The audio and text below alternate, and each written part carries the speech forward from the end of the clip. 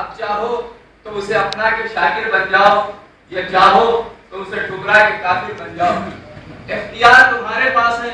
اچھا یہ بھی عجیب و غریب بات ہے کہ اللہ نے اس چیز کا جو تذکرہ کیا وہ پورے کلام مجید میں کسی دوسری جگہ نہیں کیا ہے، یہ تذکرہ کیا ہے تو سورہ دہر میں کیا ہے۔ بڑی توجہ چاہتا ہوں، تذکرہ کیا ہے تو سورہ دہر میں کیا ہے۔ سورہ دہر کیا ہے؟ اہل بیت کا قصیدہ ہے۔ واہ واہ واہ واہ واہ۔ سورہ دہر کیا ہے؟ اہل بیت کا قصیدہ ہے۔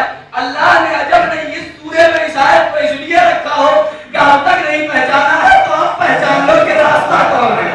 سلام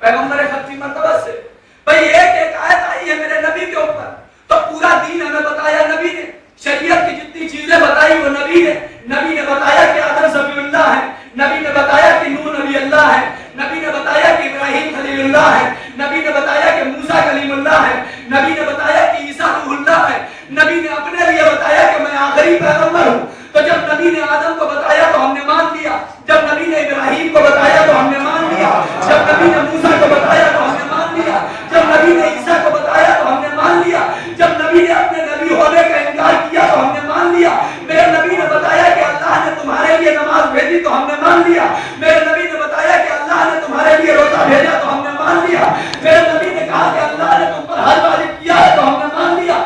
نبی جتنے احکام بتاتے چلے گئے کہ انسان اسے مانتا چلا گیا۔ بڑی عجیب بات ہے، جب تک خاموش احکام کی بات تھی انسان مانتا چلا گیا، جیسے ہی بولنے والے کی بات آئی انکار کر دیا۔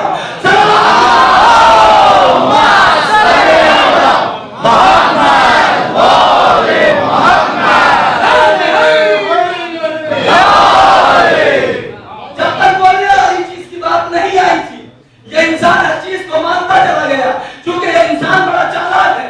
قرآن کو مان لیا اس لیے کہ قرآن کو یہ اپنے اعتبار سے تفسیر کر سکتا تھا، نماز کو مان لیا اپنے اعتبار سے تعبیر کر سکتا تھا، حج کو مان لیا اپنی مرضی کے اعتبار سے چاہے کامرشیل بنا کے جائے چاہے عبادت کے لیے جائے جا سکتا تھا، لیکن اہل بیت کے لیے ایسا نہیں ہو سکتا تھا۔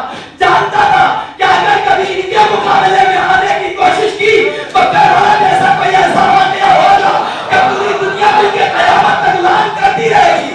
بھائی یہی وجہ تھی کہ اہل بیت کے مقابلے میں کبھی نہ آئے۔ ایک جملہ کہنا چاہتا ہوں کہ پیغمبر کے مقابلے میں آ گئے، پیغمبر کے مقابلے میں جنگ کر لی، لیکن کبھی مبارزہ میں اہل بیت کے سامنے نہ آئے، اس لیے کہ جانتے تھے کہ جنگ کے میدان میں علی کی تلوار سے بچنے کا جو راستہ ہے مبارزہ میں لانے خدا سے بچنے کا راستہ ہے۔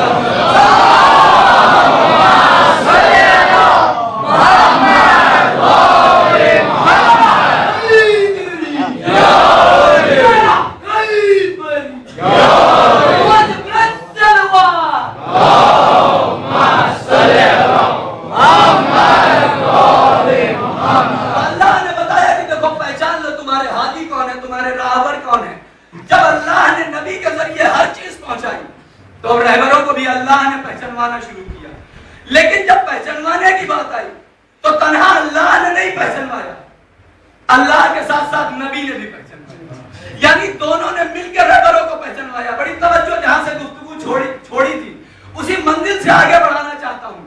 تنہا اللہ نے یا تنہا پیغمبر نے نہیں پہچانوایا بلکہ دونوں نے مل کے پہچانوایا۔ ایک چیز عرض کی تھی کہ پیغمبر نے ممبر چھوڑا، خطبہ چھوڑا، حمد پروردگار چھوڑی، حسین کو پہچانوایا، تو اللہ نے بھی حسین کو پہچانوایا۔